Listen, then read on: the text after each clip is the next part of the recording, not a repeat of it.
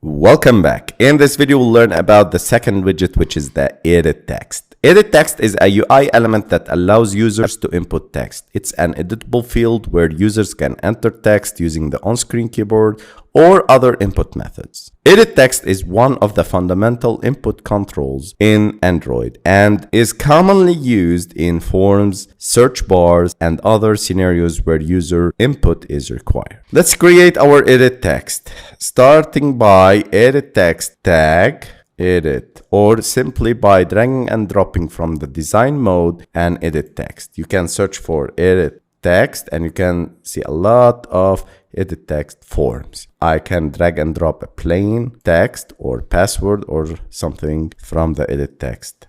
I'll start with the width as match parent to match the parent view, the parent layout, which is the constraint layout, and that forms the whole layout. Later on, we'll talk about the layouts and the constraint layout. The width will be match parent, the height will be wrap content. You can see there is an edit text formed here. Now let's start with the text content and input type. We start by text. I can define a text for it. Sets the initial text content for the edit text. For example, enter your name. This is an initial text, not a hint. I can specify a hint, like for example, hint, enter your name. What's the difference? Here we set the initial content, the initial text content of the edit text, while here sets a hint text that appears when the edit text is empty, providing a visual clue to users about what they should enter. So whenever the user click on the edit text, the enter your name hint will disappear. The input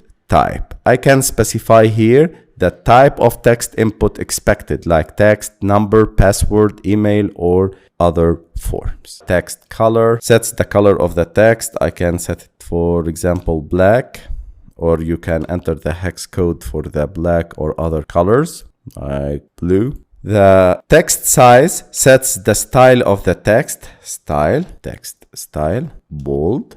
Size, it increased in size. I can set the maximum number of characters allowed in the edit text by using the maximum length attribute. And of course, I can set the padding and the margin attributes, setting the internal padding for the edit text and sets the external margin of the edit text respectively. Margin equal 20 dp.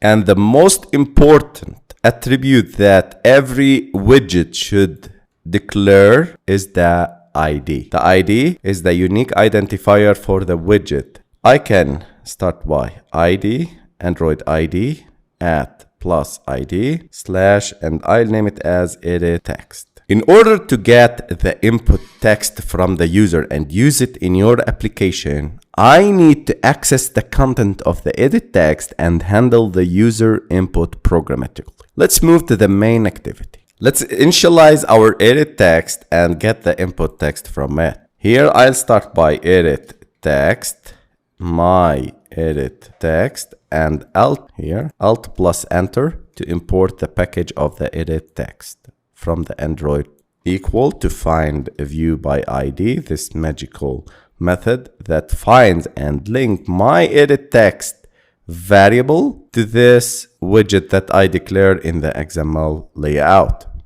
So I am linking my edit text variable to this edit text widget, specifying here the ID edit text.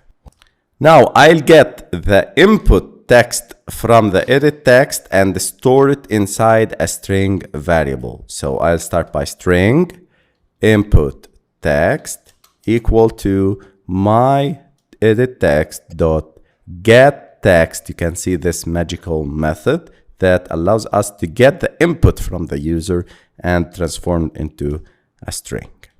So I'm getting the input text that the user enters from the edit text and store it inside the input text.